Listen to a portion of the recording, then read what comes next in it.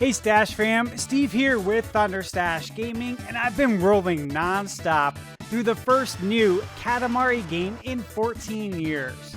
This is my hands-on review of Once Upon a Katamari on PlayStation 5, and before we dive in, a huge thank you to Bandai Namco for providing me with a review code.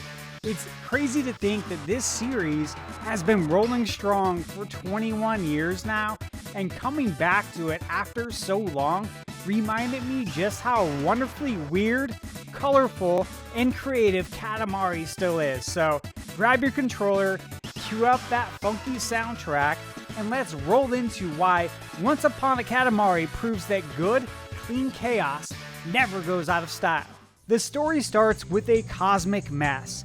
The king of all cosmos, in typical royal fashion, has managed to destroy the night sky again, and it's up to his pint-sized son, the prince, to roll up enough stuff to rebuild it. Only this time, the king sends you through time, visiting eras like the Jurassic Age, feudal Japan, the Old West, and a few other surprises I won't spoil. Each time period has its own personality: dinosaurs roaming wide plains, paper lanterns lighting ancient villages, and every object you roll up feels handcrafted for that era. The art style stays gloriously bizarre, with bright, flat colors and chunky models that look intentionally handmade. On PS5, the game runs at a silky 4K 60 FPS, environments are sharper, shadows cleaner, and performance rock solid even when your Katamari becomes a small planet of pure junk. And then there's the music. Katamari has always had one of gaming's most joyful but crazy soundtracks, and this one might be the best yet.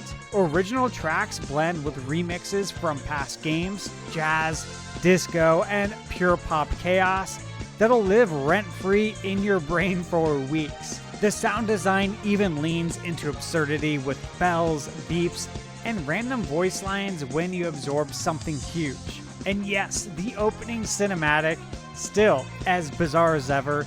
It's like the royal family of space decided to make their own Broadway show. But enough gawking at the royal pageantry, let's roll into how it actually feels to play. Once Upon a Katamari is deceptively simple. You roll a sticky ball that collects anything smaller than itself.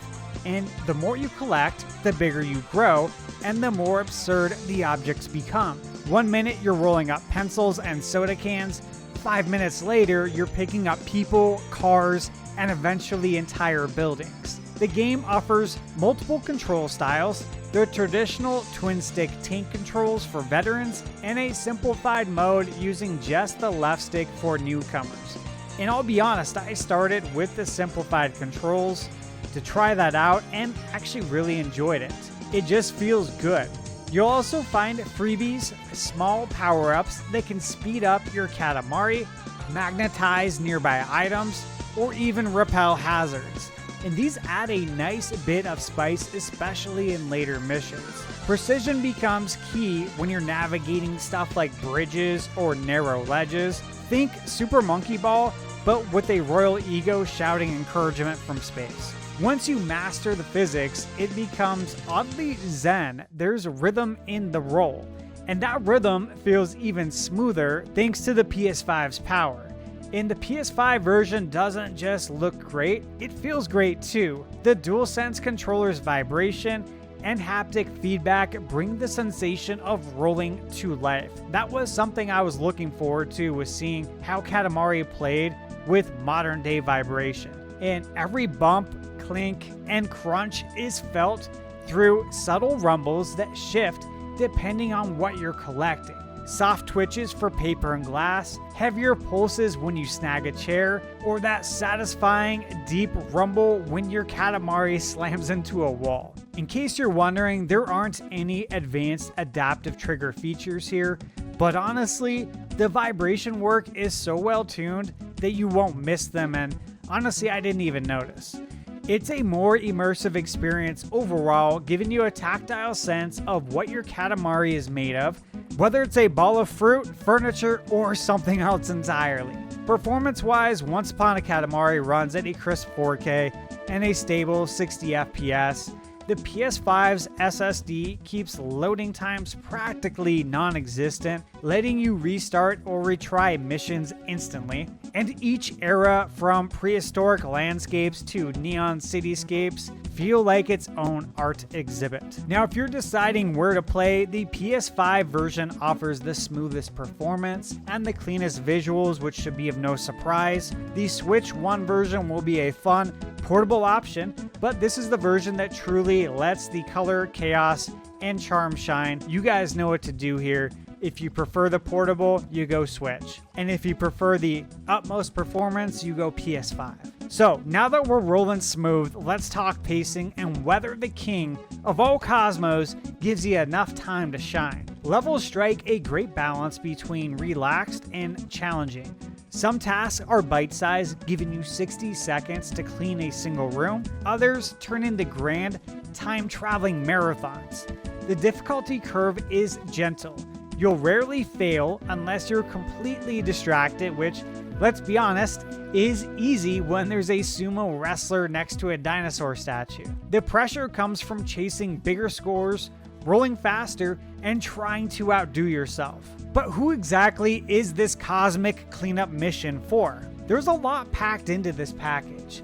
You've got the full story campaign, the SS Prince Hub where you can customize outfits, replay missions, view your collectibles that you've collected, which is another part of everything that's in this game, plus online Katamari Ball, where you compete to roll the biggest ball against other players. And there's also 68 cousins to collect, and each one can be unlocked and played as a character.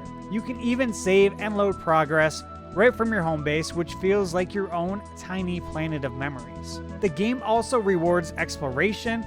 As you clear tasks, you unlock new music, cosmetic items, and playable cousins. It's accessible for newcomers, but still packed with tons of nostalgia for longtime fans. Now let's talk about the real reason people love Katamari, and that's the pure fun of it all. Katamari's magic lies in its simplicity. It's almost meditative, a weird, joyful loop that turns absurdity into calm satisfaction. Rolling up an entire park or city feels chaotic yet strangely wholesome. The replay value comes from chasing high scores, improving your efficiency, and discovering new items. And when you finally nail a perfect run, it's oddly empowering. Who needs boss fights when you can roll up a volcano? It's also a perfect palate cleanser between heavy story games. Whether you've got 10 minutes or an hour, Katamari always delivers a smile. Now, let's roll into the history books and see where this fits in Katamari's legacy. It's wild to think, but the Katamari series has been charming gamers for over 21 years, releasing back in 2004. And this is the first brand new entry since Beautiful Katamari back in 2008. That's a long time to wait, but Once Upon a Katamari shows the magic still works. It carries forward everything fans love, the surreal humor, the vibrant art, and simple but addictive gameplay, while refining the presentation and controls for a new generation. It's proof that Takahashi's original philosophy of fun through simplicity still rolls strong 2 decades later. In a gaming world obsessed with realism, Katamari proudly reminds us that fun, creativity, art style, and a little absurdity never go out of style. Alright guys, now it's time for my final thoughts. Once Upon a Katamari on PS5 is pure, unfiltered fun. It's not about complex storytelling or flashy cinematics.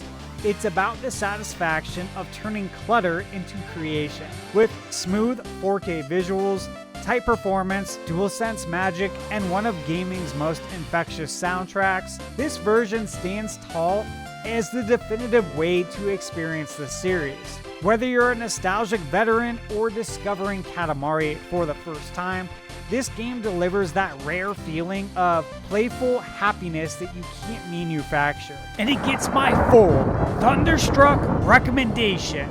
It's creative, it's weird, and it's wonderfully timeless. So huge thank you again to Bandai Namco and the Bandai Namco Creator Program for providing me with the review copy and for keeping this wonderfully bizarre franchise rolling. And before we roll out completely, don't forget to check out the NintenByte podcast, which I co-host every Wednesday night at 6 p.m. Arizona time with Nintendo Prime, Game Bro Classic, and Eric Moore. We talk all things Nintendo Switch 2, new releases, news, rumors, predictions, you name it. And we have new and reoccurring guests every week, so look forward to that. And as always, remember, you're never too old to play video games.